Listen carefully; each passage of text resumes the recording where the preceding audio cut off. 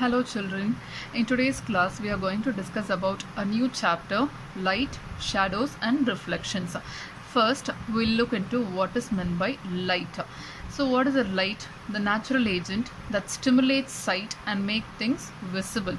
So without light, will you be able to see any objects around you? No, right? If there is no light at all, what will you do? Immediately you will light a lamp, or else you will switch on the electrical lights around you to make things visible.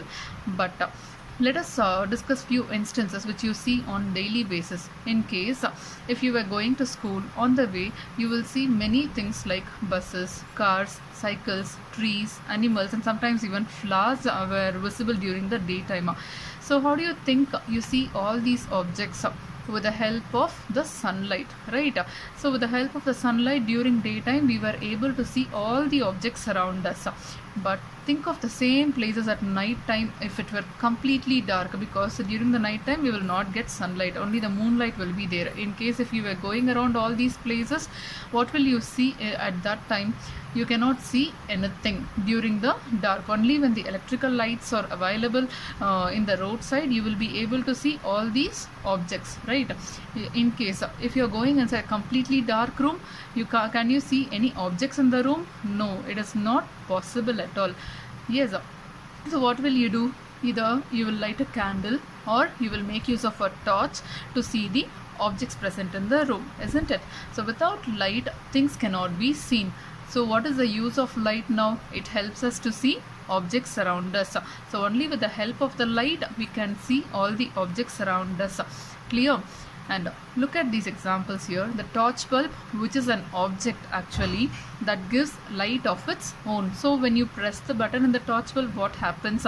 It gives out light on its own. And similarly the sun, it is another familiar object that gives its own light. So during the day, what happens? Its light allows us to see the objects. So without the sunlight during the day, we cannot see any objects around us until we make use of any artificial lights which we have nowadays. And these objects like sun, torch or electric light which gives out or emit light of their own are called luminous objects, because it is emitting light on its own and it is not getting light from any other objects, right? So these kinds of objects are represented as luminous objects. So based on the light concept, let us discuss three different types of objects that allows the light to pass through it. So the first thing is transparent, and the next one is opaque, and the next one is translucent objects. So we are going to discuss about three different types of objects based on the light concept. So what is an opaque object? First of all, if we cannot see through an object at all, it is an opaque object. So when you are using an object like a paper or else a thin sheet of a plastic paper, whatever, if you cannot see through that particular object, an objects which are far away from you, it is called as an opaque object. If you are able to see clearly through an object, it is allowing light to pass through it and it is transparent. And the next thing is, there are some objects through which we can see but not very clearly. Such objects are known as translucent objects. So by looking at these definitions, you might get confused, but I'll show you a picture related example for this so that you will be able to understand very clearly. See here, three students were holding a thin sheet of plastic paper on their hands. See here, the first boy is holding a very transparent sheet in his hand, and this girl, she is holding a sheet which is not very clear, but you can see something, some objects very partially, and the third sheet where you cannot see anything. See here, transparent, I have told you very clearly, it allows the light to pass through the object, so you can see all the objects opposite to you very clearly. This kind of an object is represented as transparent object. And translucent, through this, it allows only some light to pass through this object, so you can see only a minimal, a partial object through this translucent object. And what about opaque object? Opaque object is something where it will not allow any light to pass through that object. So if it doesn't allow any light to pass through this object, what happens? You will not be able to see any objects apart from beyond the sheet. Understood?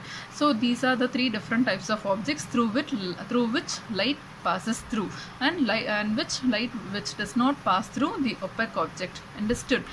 And look at even other examples, the illustration of transparent, translucent and opaque materials. See here in the transparent objects, a spectacle, through the spectacle you're seeing all the objects around you, and even through the zooming glass you're able to see sun clock and the glass jar. So through all these materials you will be able to see things very clearly. And translucent objects, if it is a currency note, through the currency note you can see objects very not very clearly, but you can see somehow. And similarly, opaque object, in case if you hold a watermelon in front of your eyes, can you be able to see the objects beyond the watermelon? No, you can't see, right? That represents an opaque object which does not allow the light to pass through it. Clear? Then this simple activity you can even try it in your home.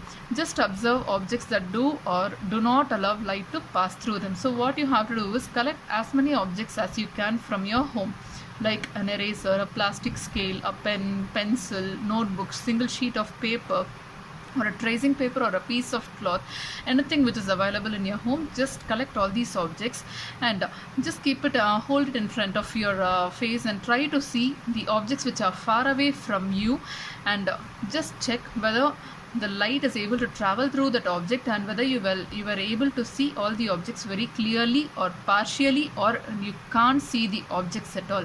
So try to do this activity in your home and find out which is a transparent object and which is a translucent object and which is an opaque object.